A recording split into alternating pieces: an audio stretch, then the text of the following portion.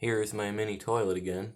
I made an improvement since last time you saw it, and that was putting a tube where the trapway exits, and it goes about halfway down the flush valve, so it creates a much more powerful siphon than before, because before, as you can see, it exits there and it enters there, and there's hardly any distance, so it's sort of like one of those lowboy toilets where it swirls around a whole lot and goes down with very little suction.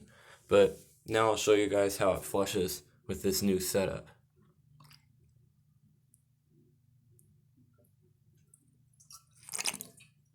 It's much more powerful. So now I'll pour some water into the tank to give it a continuous flush. And yeah, I designed it sort of like a flapperless toilet. It's honestly the easiest way to do it when it's this size.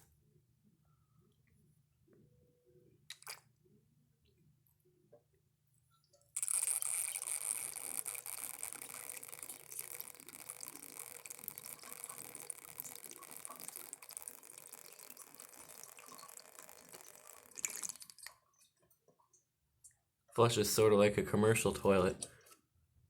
It gurgled again. I'll try just a little bit of water.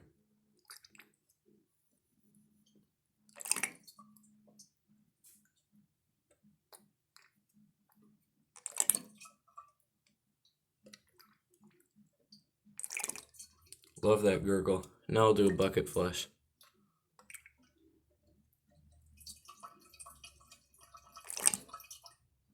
Last little bit of water.